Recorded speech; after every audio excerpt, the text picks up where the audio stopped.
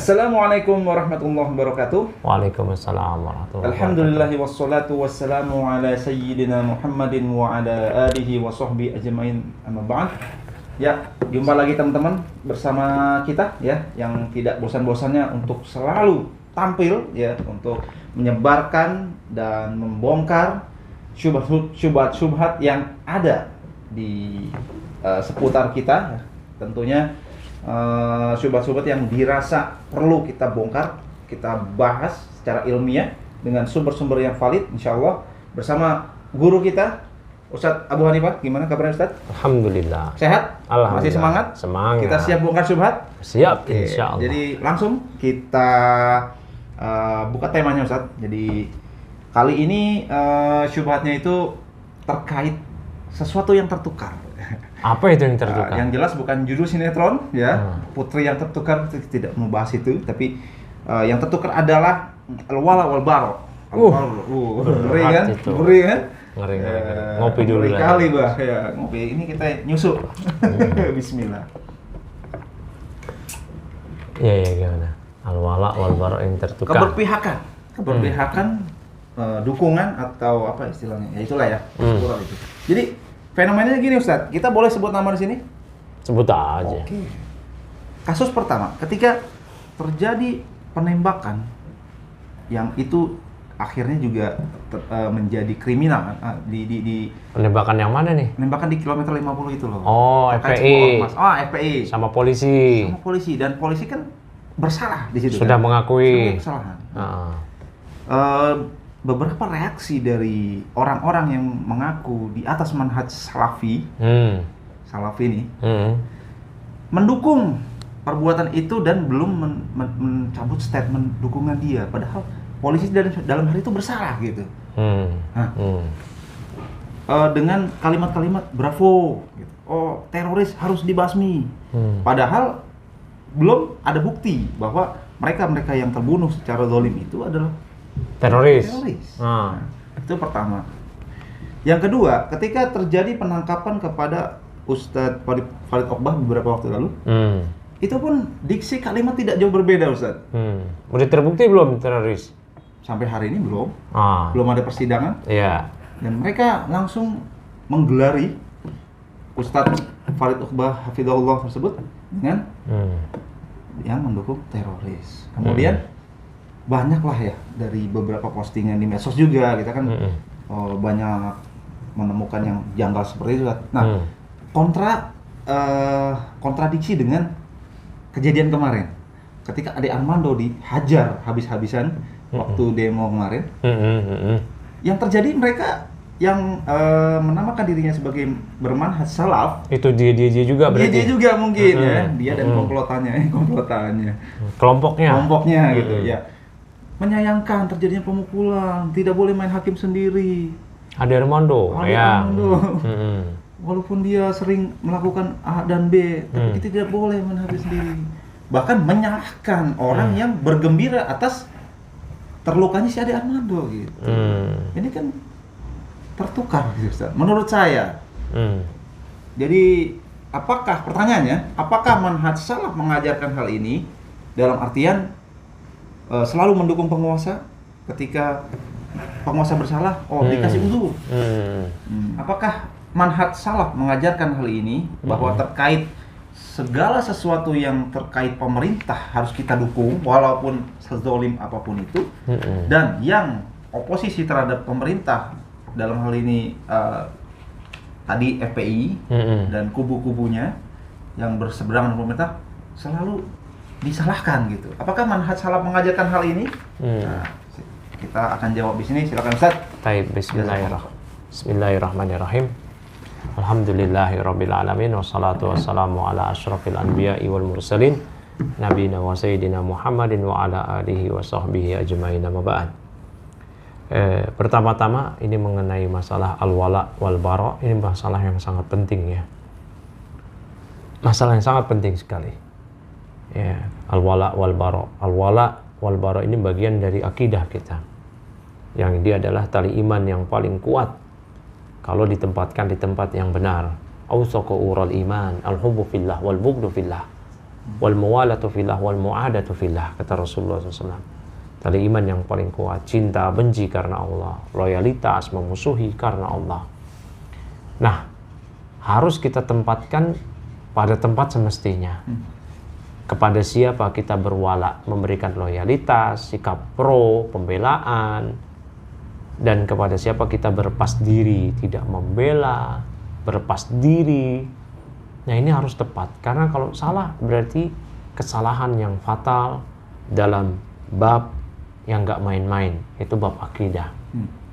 Oleh karena itu harus ditempatkan pada tempat semestinya. Dan ini dibutuhkan taufik dari Allah tentunya, dan juga pembelajaran dan bimbingan dari kalangan para ulama kibar mengenai hal ini, agar tidak terjatuh ke dalam penempatan al-wala wal bara yang salah. Seharusnya sikap kita selalu berwala, loyalitas, membela, pro kepada kaum muslimin. Malah ditempatkan kepada orang-orang yang memenuhi Islam dan memusuhi Islam dan kaum muslimin.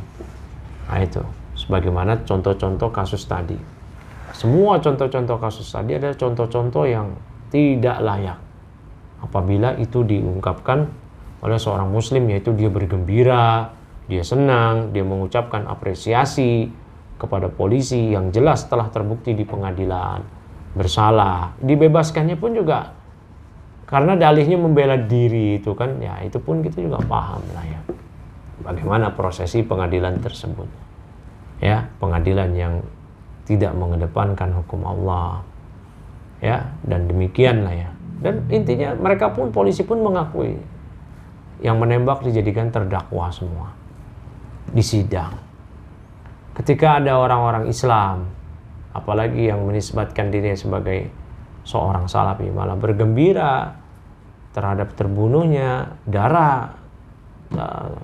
terbunuhnya kaum muslimin, jatuhnya darah kaum muslimin, ya dibunuh secara zalim. Ini luar biasa penyimpangannya. Ya, nah, ini tentunya sama tadi dengan kaitannya itu al-wala wal bara yang tertukar. Harusnya seorang muslim, apalagi ahlus sunnah wal jamaah, dia harus memberikan loyalitas kepada kaum muslimin. Jangankan kepada kaum muslimin, kepada ahlul kitab dia memberikan loyalitas. Ketika peristiwa perang antara Romawi dan Persia, Romawi beragama ahlul kitab Nasrani, Persia beragama Majusi, penyembah api. Tentu yang memiliki kedekatan baik secara historis maupun yang lainnya ialah Nasrani, yaitu Romawi. Oleh karena itulah Rasulullah SAW dan para sahabat memberikan keberpihakan sikap pro kepada Romawi dibandingkan dengan Majusi yang beragama kaum musyrikin.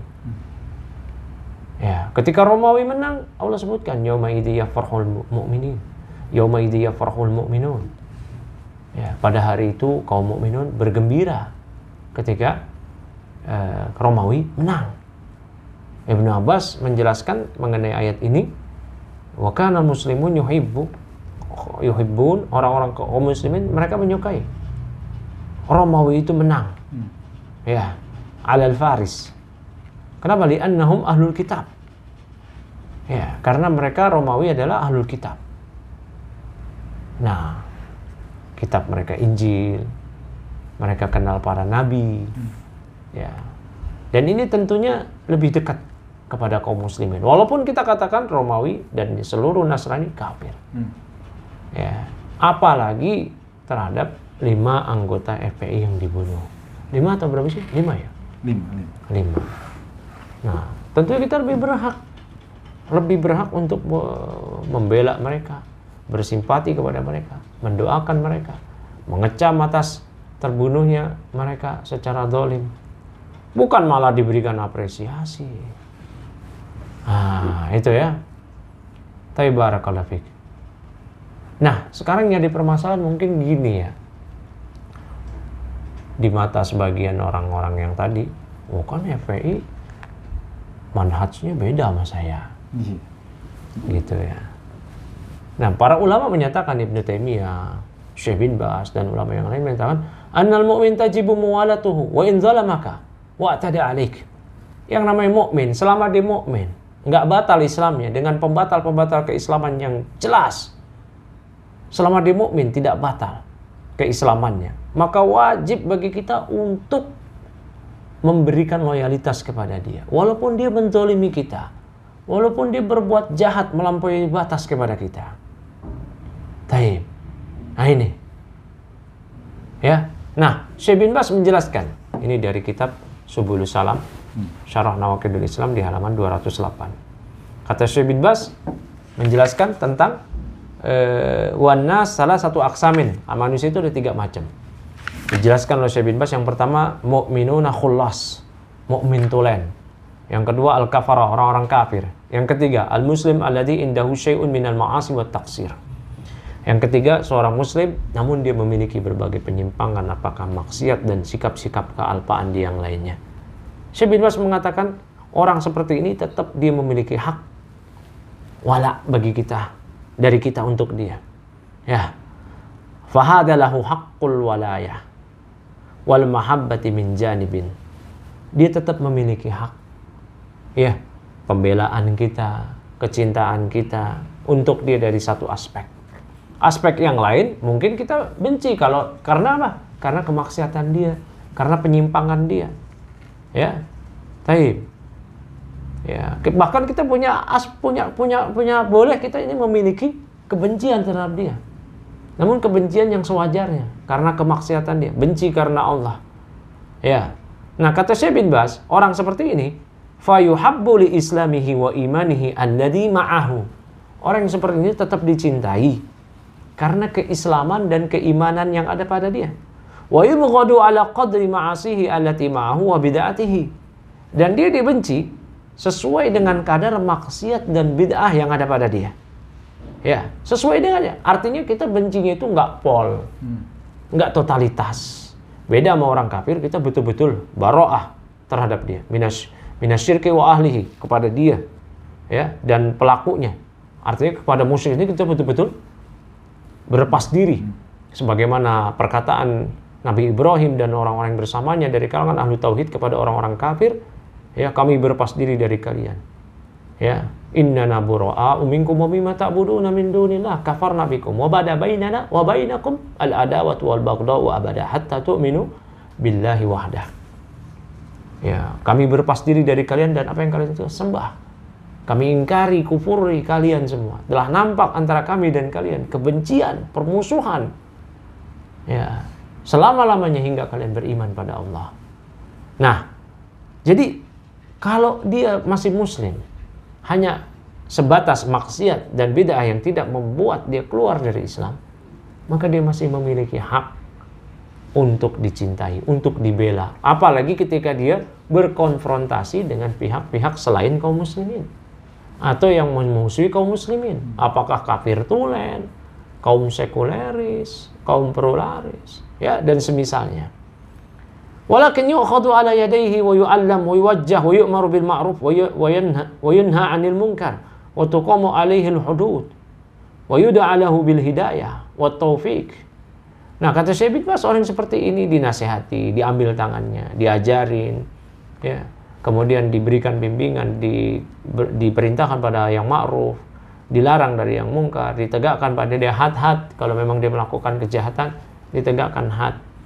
Ya, didoakan, dia dengan hidayah dan taufik. Artinya dia enggak diperlakukan seperti pemberlakuan kita kepada orang-orang kafir.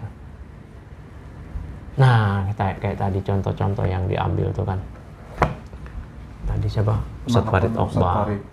Nah, itu memang orang-orang seperti yang tadi antum sebut. Memang mereka itu memiliki keeroran dalam berpikir, logika yang salah. Ya, terhadap orang-orang yang betul-betul sekuleris tulen, mereka memberikan wala. Terhadap kaum muslimin yang hanya karena beda manhaj, mereka malah memberikan baro. Sampai diantara mereka itu kadang-kadang nggak bisa jawab kalau saya tanya.